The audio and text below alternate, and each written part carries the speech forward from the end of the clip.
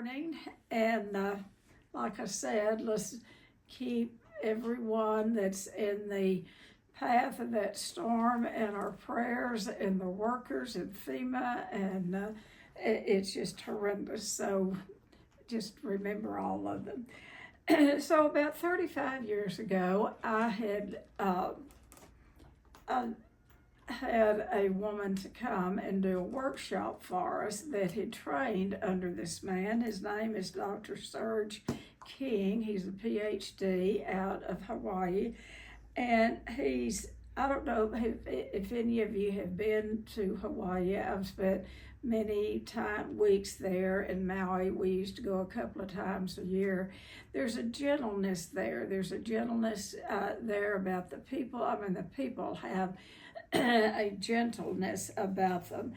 And so Dr. King develops some what they call aloha principles, philosophy, but it talked about relationships. So I'm going to give you two different lists. But the second list is the one that I really use these nearly every day. And so it's about love relationships, and really it's about love in any relationship, husband to wife, partner to partner, child to child, parent to child. It's really about love. And I thought, is that Amy? No, that's not Amy. I'm concerned about Amy that is in Florida. So anyway, I don't see her on here. Okay. That's inner limitations is, and that is really about the inner child. If you haven't done much inner child work, or if you haven't done any inner child work, when you get in relationships, that's who you put out there to have a relationship. And it is 8-year-old doesn't need to have a relationship with a grown person. And so you need to identify what your inner limitations are, and do, like grow yourself up through doing inner child work or doing your inner work. And so you won't go into relationships with a lot of limitations. And number 3, establish and focus on the benefits of new and improved relationships. Look at and focus on what you want your relationship to look like, and what are the benefits. Research has shown that people live longer if they have love relationships. And not only do they live longer, but they have a more fulfilled life. And so number 4, practice in the present to prepare for new and improved relationships. Just practice. If you don't know, if you grew up in a home and watched, because that's really when you grow up in any home, that is your frame of reference for a relationship. No pressure, Joseph, on you as a new parent with that baby, but actually, that's how our children get an idea of what a relationship should look like, could look like, would look like, and some people like me make a decision to do the exact opposite.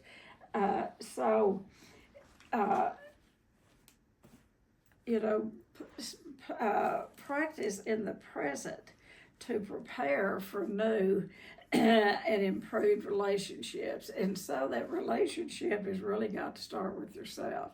You got to practice giving yourself the love that you've always wanted.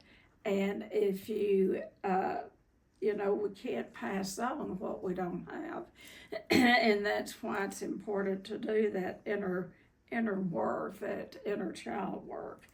And number 5 is bless the good relationships that you have, that you see, and that you want. Bless them. There is nothing like having a good friend or a good mate that you have that deep connection to. And so bless those good relationships. Do not take it for granted. Do not take it for granted. And that's one of the regrets that I have with my husband, is that he had Alzheimer's, and for some reason or other, I didn't get how sick he was, because he'd been diagnosed for 20 years before he passed away. You know, when abnormal becomes normal, and I really didn't get how sick he was. And in the couple of years before he passed away, I was traveling a lot, but you know, going out of town speaking and different things. And you know, I'm not beating myself up for it, but I wish that I had had more of awareness and spent more time with him, and really, you know, blessed our relationship more. Because although he couldn't speak in his illness, his eyes could speak. Now, he didn't always recognize me, but still, there was, inside, I knew that he knew who I was. All right. And so 6, express your inner power by making decisions and giving directions to your inner power. You know, make some decisions on what you want a relationship to look like, and then don't settle. I don't know if men do this or not, but women settle. A lot of times they just settle. You know, they might get into a relationship and it might not be what you thought it was going to be, and maybe it can even be abusive. And so women a lot of times will settle, particularly if they have children. And so this is about really going into a relationship. You know, what we say is it takes 2 healthy people standing tall, autonomous. I always do it like that. And this, I have arthritis in this finger, and so it's real crooked. But, you know, how I describe a healthy relationship, it's 2 healthy people standing tall, autonomous with the God of our understanding.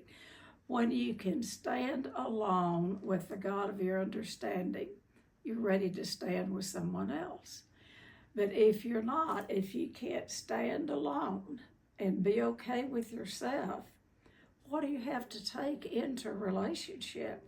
When we're not okay with ourselves, and this is what codependency is 101, when we don't love ourselves and are okay with ourselves, we go out looking for someone to complete us. Now, when we do that, our vision is a little blurred, and so we keep looking for someone that we think is going to be better than we are, or that they're going to help us be completed, you know. And usually what we do is we find someone that is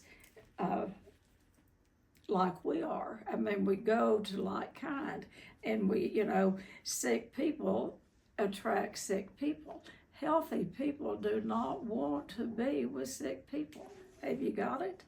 Healthy people, they will, you know, might be friends or be friendly with them, but a real healthy person, they're not going to hang out with a lot of sick people, and particularly when they're choosing a partner. If they're very healthy, they're going to recognize sickness. So it takes 2 healthy people to have a relationship that those people can stand tall, autonomous, and be okay within themselves. And then it creates an opening to invite someone in, and it works on both sides. And so it's about making your inner power, that inner child, but your own inner power. You can make decisions, healthy decisions. But when you're not healthy, you go toward what's familiar. You know what we say, we usually marry one parent and become the other one. We marry someone that has similar traits to one parent. We go to what's familiar. Like for me, you know, my mother was sick a lot and she was alcoholic and drug addict and laid on the couch and, you know, was sick all the time. Uh, you know, now I will tell you, my mother was smart. She was brilliant. She was attractive. She she could have done a lot with her life, but she had a disease. She wasn't bad, awful, and wrong. She had a disease that literally put her flat on her back.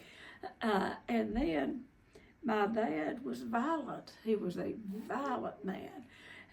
And so I thought all men were violent, and if they really loved you, they'd fight for you, literally fight for you or kill for you, you know. Well, I married my mother. My mother was pretty gentle, and my husband, he had no fight in him. You know, I mean, he was a gentle man. He was a gentleman. He was a gentle man. Now, he had his moments. The longer he's, you know, gone, the more me and the kids put him up, elevate him up into sainthood, you know. And, you know, so he had his moments. And I'm looking up there at Cam when he had Alzheimer's, when he had his moments and he would get out of hand. That woman up there in the corner is the only one that could contain him. He would, for some reason, listen to Cam when he wouldn't listen to the rest of us, you know. And so we become one parent and we marry the other one. And so I became my father. Now, I haven't killed anyone, but I had the rage. I picked up his rage. And so here I was, a rager and a fighter, and, you know, and I beat my husband up when he'd come in drunk. And so anyway, it was a marriage made in heaven. But we eventually both got into recovery, and I say we were married 51 years, and he had 32 years of sobriety when he passed away, and we really had about 25 really good years. I had been in recovery in Al-Anon 14 years before he ever went to his first AA meeting, so I had to back off those first years, and I, you know, I would think, but I was healthy enough to know that when he first sobered up, his attention was not going to be on me. It was going to be on getting sober.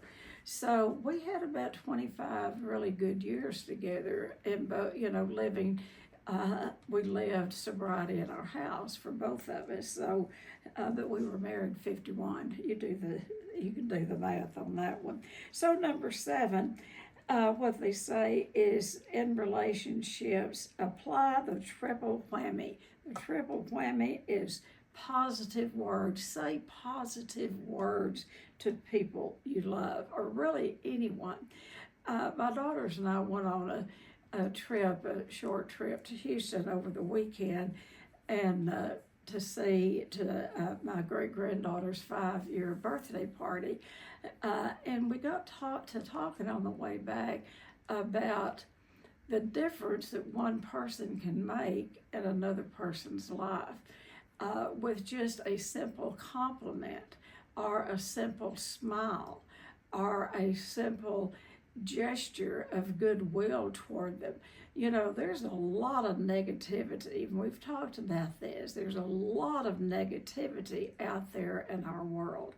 And so we played this kind of just awareness about, you know, don't compliment people falsely. If don't make up stuff that doesn't mean anything to compliment them on. But if you have good service in a restaurant, you know, leave that server a good tip. What I always do, and I'm not Miss Perfect, so don't say that, don't think that, but I will, and it scares them to death. I'll always ask, you know, is your manager in? And I want that manager to know how good that server is.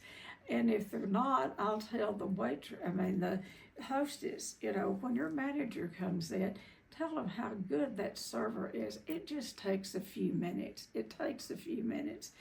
And then compliment people. If if they do a good job about something, or they look nice, or give them a compliment. And it doesn't take, but it's those positive words, and leave a positive image in front of someone, and other people. And then positive posture. Dr. King put this in, positive posture. And I remember, and I think I told y'all just last week, our clinical director, when she first came, this has been many, many years ago, she did as much work with me as she did with the staff or the clients. And what she would say is, you come to work, you dress up, you hold your head up, you put your shoulders back, and you act like you're glad to be here. Don't come in all slumped over, and if you've had problems at home that morning, leave them at home. Don't bring them into the workplace. So I think that positive posture means a lot. And it doesn't mean you have to fake it. But if you start doing that long enough, it'll become a working part of your mind and body. Okay, so that's those 7 things. Now I want to give you these 7 things that I love, that I have incorporated in my life for years. And some of them you have to kind of think about them. And this is Aloha philosophy. Aloha is about grace. It's about love. But anyway, I want to give you these 7, and this does come from Dr. Serge King. And let me put on my glasses. Misty, what did I do? Oh, here they are in my lap, right here in my lap. Okay. I like these 7 things, and I've used them a lot. All right, so number 1 is, the world is what you think it is. It is whatever you make up in your head. That is how the world is. Because you a lot of times can't see beyond the tip of our nose. And so the world is what you think it is. And so really what that kind of means is be aware. Be aware. And be willing to maybe change but it is whatever we think it is. Whatever we make up in our head, that's what it is. And we're in the midst of one, that we say this every election season, but we are in the midst of one of the hottest, closest, tightest elections, political, president elections that we've ever had. But it's like that every 4 years. And so you have to be you have to pay close attention to what the candidate is saying, because what they're saying, that's what you're going to get. And the world is what you think it is. So think about that. And then number 2 is, and there's freedom in this. So number 2 is, there's no limits. There is no limits in your life. As far as love goes, there's no limits. We put the limits on ourselves. There are no limits. So free yourself. This gives you just an invitation to be free, to create an opening, to let the good stuff in. And then this is one of my favorite, because it is so true. You're going to have to pay close attention. Energy flows where attention goes. And so be focused. But we can say till hell freezes over that we love someone. Oh, we love them. We love them. We love them. And we give them 0 attention. Or we give them maybe 5% of our attention. Wherever your energy goes, that's where your heart goes, and that's where your attention goes. So think about that. Energy flows wherever your energy, and if you have a lot of energy, a lot of negative energy, that's where your attention is going to go, and it's going to not be on the person that you really love and adore. You're going to say, the crumbs for them. Here's another one that I use all of the time, every day I use this. Now is the moment of power. Y'all ever heard me say that? Now is the moment of power. And when you are in a love relationship, don't put off telling them how much you love them and care about them. And this phrase, this principle can be used in anything. Right now is the moment of power. And what we talk about in the program, the future, when we think of the future, every time, we don't usually make up good stuff when we think of the future. When we think of the future, we get into fear. Oh my God, what's going to happen? We get into fear. And then when we think of the past, we can get guilty. God, I wish I hadn't have done that, So I love this philosophy because now is the moment of power, right now. And then there's another now, and then another. So if you can stay present in the moment, what it means is to be present and to show up for people that you say you love. We can say we love somebody, like I said, till hell freezes over, but until we show up for them. And, it thrills my heart to see all of the people flocking from many, many states, like the linemen, for instance. I've heard yesterday, they're coming from 12 different states. And we had a friend from here that went, has spent 2 or 3 weeks in North Carolina. The linemen are down there restoring the electricity. And they don't have to do that. They do not have to do that. They're doing that out of love for people, love of their country, and they are restoring power. And so I think about, all of as bad as it is down there, all of the good people that are making contributions of their time and money, and the best thing is time. That's the thing that is hard for people to give. Okay, so now is the moment of power, and that means to just be present, to show up for people. I had this bad habit of what I'm committed to one day. When it came time to do that, I might not want to do it. And I would think of every excuse in the world not to do it. And usually it was a lie. There might be a little truth in it, but basically it was a lie. The favorite one was my mother was sick. I could always get off with that because she's always sick. But, in my adult life, I lived 165 miles away from her. So anyway, I had another clinical director here, even before the one I'll talk about. And I had an engagement out to speak at San Diego.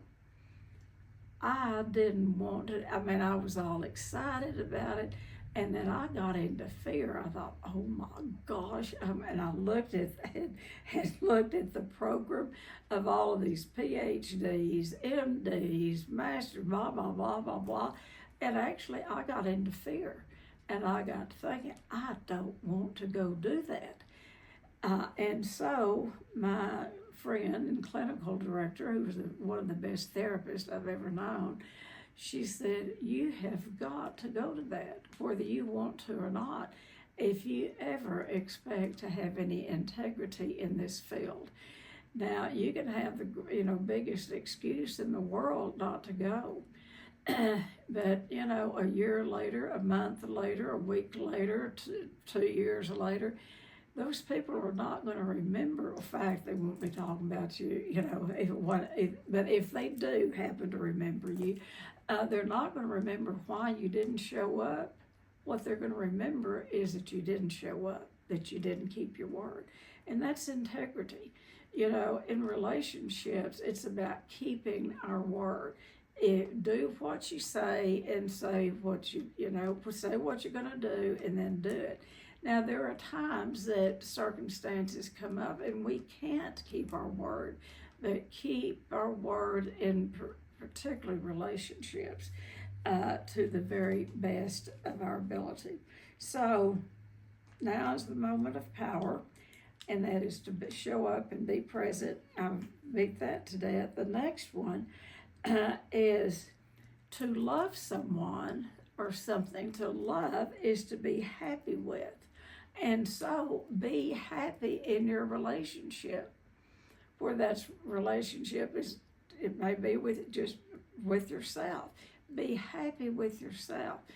What do you have to take in there in that relationship? If you're going in to find somebody to make you happy, it might last for a little while, but it's not their job to make you happy. It's to love is to be happy with that person, place, or thing. So find space in your day and in your mind to just be happy. Find something to be happy about. And then remember, this next one is all power comes from within. Don't give your power away in relationships. A lot of people, I've never liked the statement falling in love. It's like you're falling into this valley or something. But anyway, a lot of people, and I'm going to say more women than men in general. Maybe not, but they will give their power to their spouse or to a best friend they give themselves away. And the power comes from within. And that power is the God of your understanding, or God of our understanding. That's where the power comes from. We're not all powerful. We're not. I hate to tell you, you're not all that.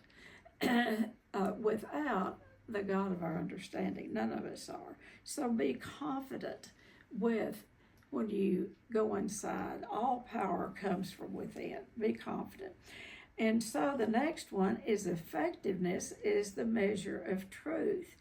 And so be expectant and be effective in how you love other people. Effectiveness is the measure of truth. That goes back to, you can say you love someone, you can marry them, you can court them, you can be with them, but if you're not effective in that, it doesn't mean anything. That is the measure of truth. And a lot of times we try to love someone, we give what we want to receive. And a lot of times what we want to receive, it doesn't matter to that other person. So we have to find out what makes them feel loved and be willing to give.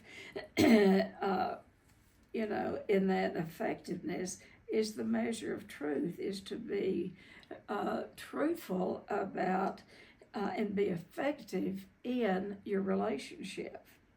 So there is, that's the aloha process, and at the end it means to bless the present, trust yourself, and expect the best. Expect the best.